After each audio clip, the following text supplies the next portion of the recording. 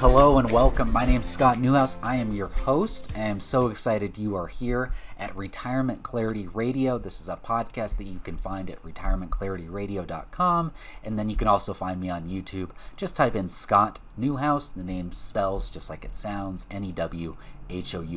Make sure to hit subscribe to both of those, the podcast and the YouTube channel. So today's episode is going to be about 3 key things that you need to know about Medicare. So let's jump right into it. Most of you have probably heard about Medicare. You've got a good familiar understanding of it. It is a health insurance program for individuals 65 and older, as well as some people with disabilities. But mostly it's for people 65 and older, and it is their health insurance in retirement. Now, like a lot of federal programs, the details can get a little complex. So we're going to cover the 3 main things for you to know, and you can actually learn even more about Medicare through a book that I wrote, and the book's called 10 Steps to Getting What You Deserve, A Guide to Your Social Security and Medicare Decisions. I'll make sure to put a link down to the book in the show notes below. So if we're going to learn a little bit about Medicare today, and then if you want to learn even more, you can get a copy of my book. It's very affordable. You can get it for free, or you can buy it on Amazon, I think for 99 cents. Look at that deal. So let's just jump right into it. The first thing to know about Medicare is that it comes in parts. And the 4 main parts of Medicare are parts A, B, C, and D. You might be familiar with that. Let's just get into a little bit of the details right now. Part A is known as hospital insurance, and it covers inpatient hospital stays. It covers some skilled nursing facility stays, some healthcare aid visits to your home, and then some hospice services if you're, obviously towards the end of your life. That's Part A. So Part A is more of hospital type insurance, and that's what it covers. Part B is different, and it's more of preventative care. It covers some hospital, it covers outpatient services, doctor visits, and some ambulance services, but it's more of preventative type services is Part B. Now, the next part is Part C. Part C is also known as Medicare Advantage. There's a lot of synonymous names involved in Medicare, and it's a pain, but so you have to remember Part C is Medicare Advantage. This is an optional program. You do not have to sign up for Part C, and the purpose of Part C/Medicare Advantage is to cover the gaps that are not filled by Parts A and B. So you can actually enroll in Part C through a Medicare-approved private insurer. So it's not the government that's doing it, but the government approves these Medicare policies and says, yeah, this qualifies as a Medicare Advantage plan. Okay, and then there's Part D. Part D is prescription drugs. This is relatively new. In the last 15 or 20 years, it was created in the 2000s, and it helps you cover the cost of prescription drugs once you sign up for Medicare.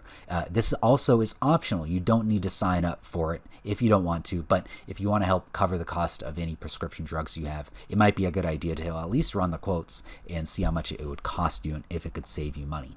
So one last thing on this first main point is that a lot of people use the term original Medicare. Original Medicare refers to Parts A and B. And then anything extra in addition to that, Medicare Advantage, Part D, prescription drugs, or even something called Medicare Supplement /Medigap, again, synonymous words. But that would be in addition to original Medicare. So you are required to sign up for original Medicare, and then if you want more coverage to fill the gaps, because Parts A and B don't cover everything, then you would need to sign up for those additional coverages. Okay, so that's Part 1. Let's go to Part 2 of the 3 key things you need to know about Medicare. And the second point that I'm making here is that not all Medicare is free. And that actually is a surprise to some people. So Part A, as we went through before, it is actually there is actually no deductible for most people. The overwhelming majority of people do not have to pay a premium for Part A. It really just depends on if you've been contributing to Medicare for the 40 quarters that the Social Security office counts. And if you qualify for that, then you get premium-free Part A. If you don't qualify for that, you can purchase it, but it is obviously going to be a monthly cost involved there. Now, Part B, everyone pays for Part B, and this is kind of where it's a surprise to some people. The standard premium in 2020 for Part B is $148.50 per month. And you can have that taken out of your Social Security checks, as some of you might also know. However, just because the standard premium is $148 a month, that does not mean that's the maximum. There's something called IRMA, the Income-Related Monthly Adjusted Amount. That is essentially a calculation of your income tax returns from 2 years ago, and if it shows a modified adjusted gross income of either $88,000 and above for a single person or $176,000 for married for couples, filing jointly. If it's above that, then you could pay more than $148 per month. And get this, the monthly premiums actually go up on the highest scale to $504.90 per month for Part B. So that's a big annoying premium, but it's there, and you gotta plan for it.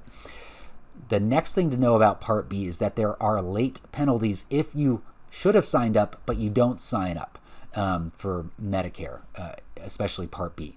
And how that works is, let's say you're not working and you're not covered by Medicare at age 65, or you're not covered by any health insurance at age 65, then you need to sign up for Parts A and B. And if you delay enrollment for Part B, then you have to pay a late penalty for as long as you use Part B, and that'll be for the rest of your life. So that late penalty is really punitive. It's really tough, and you're going to have to pay it for a long time if you don't sign up in the window that you need to sign up in. Now, if you're working past age 65, then you just need to sign up for Part B. Once you stop working, you're not covered by health insurance, then you say, okay, time for me to sign up for Medicare Part B, and you can do that after you're covered from your health insurance at work. Okay, I hope that made sense. And then Part C and Part D, the cost of those, there is a cost to those potentially, and you just need to run the quotes on that, and I can put a link down below on the Medicare website where you can find different policies and see how much the cost would be for each of those parts. But yeah, so main point number 2, not all Medicare is free, unfortunately. Now, let's go to Part 3, 3 key things you need to know about Medicare. And that is, you get a 7-month enrollment window when you sign up. This is so important because, again, I just talked about the punitive penalty if you're late to signing up for Part B, and you don't want to be paying that penalty for the rest of your life. So, what is the window for you to sign up for Medicare? It is a 7-month enrollment window that includes 3 months before your 65th birthday, and then it includes the month of your 65th birthday, and then 3 months after your 65th birthday. So you've got a 7-month window to sign up for Parts A and B, and again, it's so important that you sign up for these on time because there are late penalties that you don't want to pay, and especially you don't want to pay Part B's late enrollment penalty, because that is for the rest of your life. So that's a big costly mistake, and that's something really important for you to know about Medicare. So let's just do a quick little recap, and then we'll get out of here for today. The first part, Medicare, comes in parts. Original Medicare is Parts A and B, and then Part C, Medicare Advantage, and then Parts D, prescription drugs. Those are optional. Original Medicare, Part A and B, optional Parts C and D. There are other parts, and we'll get to that in later episodes, but not in this one. Also, second main point, not all Medicare is free, unfortunately, and there are late penalties. So that leads into our third point, which is you need to sign up for Medicare in that 7-month enrollment window surrounding your 65th birthday. And that's all we've got for today. Again, if you want to learn a little bit more about Medicare, you should pick up my book, 10 Steps to Getting What You Deserve, a guide to your Social Security and Medicare decisions. That's going to be in the show notes, which you can find at retirementclarityradio.com. Again, that's retirementclarityradio.com. And then you can also find me on YouTube. Just search Scott Newhouse, and the last name's just like it sounds, Newhouse. So I hope you enjoyed this episode. You learned a little bit, and I'm looking forward to talking about Medicare in our next episode. Have a great day. Thanks again for listening. As a reminder, you should consult with a financial advisor familiar with the specific circumstances of your unique financial situation before making any financial decisions. Nothing in this podcast is a solicitation for the sale or purchase of any securities. Any mentions of rate of return are hypothetical in nature and not a guarantee of future returns. Scott Newhouse, CFP, is an investment advisor representative of Forthright Finances, a California and Nevada registered investment advisor.